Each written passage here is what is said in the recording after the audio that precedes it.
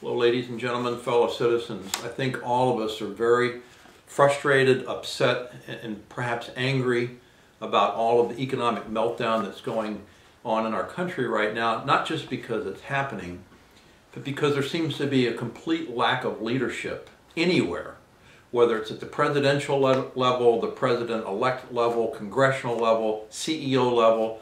Nobody seems to know what to do or how to go about doing it. So as Clint Eastwood once said, sometimes if you really want change, you have to take things into your own hands. So here we are, you and me talking about this as citizens. We watched the big three automakers go in front of Congress this week, and we watched them essentially just beg, offer really no solutions, dodged questions, evaded everything that the congressman asked them.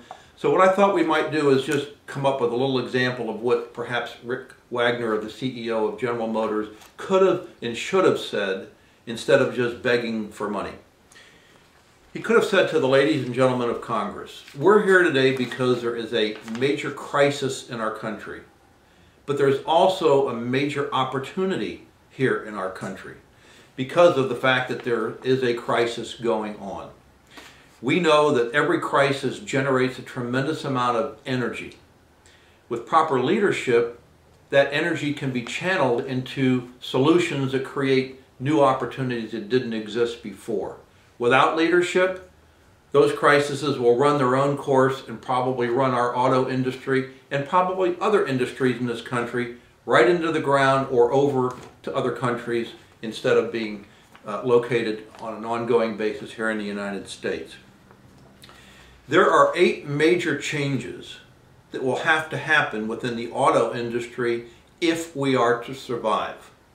3 of those changes will have to start right from within the auto industry itself because there are problems, we created them, we need to solve them. However, there are also 5 other major changes that will have to also happen that we didn't create. They really started from Congress, and the Congress will have to solve those problems. They're beyond our ability because Congress passed the laws. Congress will have to make the changes. So first and foremost, within our own industry, we have at General Motors about a 20% market share. We used to be over half of the market for all autos sold in the United States. We're down to 20%, and interestingly, Toyota is also at 20%. They used to have 0 market share. So we went from 52% to 20, and they went from 0 to 20. Toyota and General Motors are both selling about the same number of vehicles. However, their business model and ours are significantly different.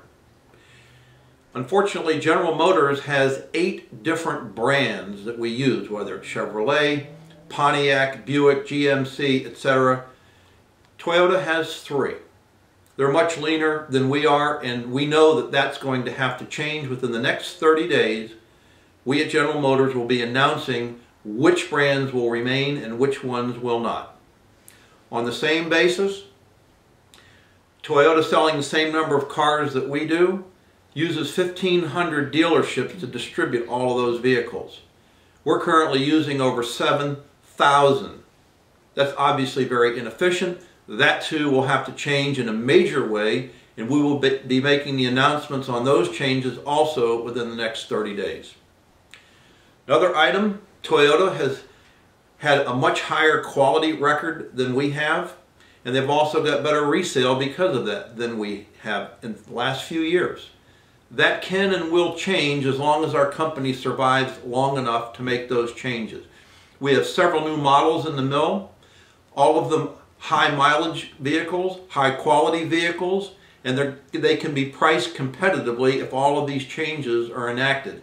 We can not only survive, but we can grow significantly the market share of our company as long as all of these changes can be put in place. Those 3 changes are ours, and we will make them starting immediately. On the other side, there are 5 changes that Congress is going to have to get involved in. First and foremost, wages. At General Motors, we're paying over $70 an hour in total benefits to hourly workers. We have a lot of fine, hard-working workers at General Motors. However, they're no finer or more hard-working than other Americans who make significantly less money than that, including 1/3 of all U.S. workers who are non-union in the southeast part of the United States. Toyota pays a little more than half of what we pay for hourly wages. We don't need calculators to figure out that that cannot continue if we expect to remain competitive. There's many fine, hard-working Americans, like the military and everybody else, who works for a whole lot less than $70 an hour.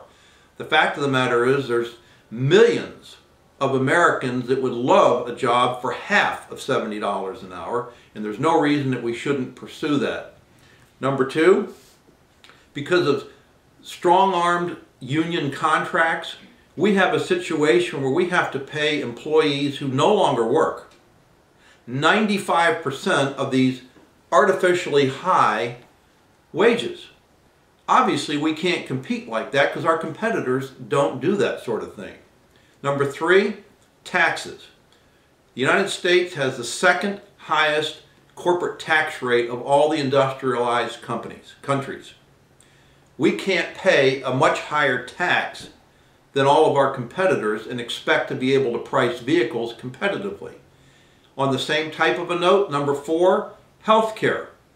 We're the only major country in the world whose government does not provide for the payment of most of the health care. If all of our competitors don't have that expense and we do, we can't price automobiles competitively. And the fifth major change that's similar, we're all in favor of energy efficiency, and we're also all in favor of environmental protections.